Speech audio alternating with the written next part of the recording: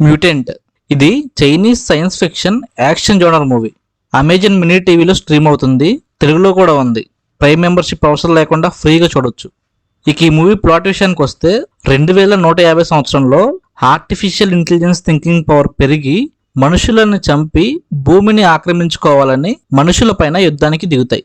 ఆ వార్లో ఎవరు విన్ అయ్యారు అన్నదే ప్లాట్. ఇలాంటి స్టోరీ మూవీస్ ఆల్రెడీ చాలానే వచ్చాయి. ఈవెన్ తెలుగులో కూడా రోబో టైప్ మూవీస్ అన్నమాట. బట్ ఆ మూవీస్ కన్నా ఈ మ్యూటెంట్లో ఉన్న అడ్వాంటేజ్ ఏంటంటే ఈ మూవీలో ప్రొటాగనిస్ట్ ఒక అమ్మాయి, యాంగ్ సిన్. మూవీ మొత్తం ఈమె పర్ఫార్మెన్సే ఉంటుంది maximum, and she nailed it. Yang Sin ఒక సైంటిస్ట్ కూతురు, యుద్ధానికి దూరంగా ఉంటుంది. ఒకరోజు ఆ యుద్ధంలో ఒక సోల్డియర్ని కాపాడి ఆ సోల్డియర్ మీద ఎఫెక్షన్ పెంచుకుంటుంది. బట్ ఆ సోల్డియర్స్తో కలిసి యుద్ధం చేయడానికి ఒప్పుకోదు. ఆ సోల్డియర్ జిన్నీ అండ్ యాంగ్ సిన్ మధ్య కెమిస్ట్రీ చాలా బాగుంటుంది. వాళ్ళది ఒక ఎమోషనల్ జర్నీలా ఉంటుంది మూవీ మొత్తం. అండ్ క్లైమాక్స్ కూడా యాంగ్ సిన్ క్యారెక్టర్ ఒక ట్విస్ట్తో ఎండ్ అవుద్ది.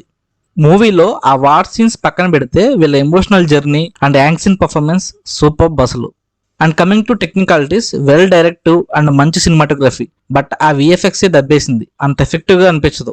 మొత్తంగా ఈ మ్యూటెంట్ మూవీ ఆర్టిఫిషియల్ ఇంటెలిజెన్స్ కి హ్యూమన్స్ కి మధ్య జరిగే యుద్ధం. ఈ యుద్ధంలో ఒక మంచి ఎమోషనల్ లవ్ స్టోరీ అండ్ ట్విస్ట్తో కూడిన క్లైమాక్స్. మూవీ టాప్ నాచ్ అని చెప్పలేం కానీ, బట్ ఆ వార్ మధ్యలో జరిగే ఎమోషనల్ జర్నీకి, వాళ్ళ పర్ఫార్మెన్సెస్కి, ఆ క్లైమాక్స్ ట్విస్ట్కి చూడొచ్చు.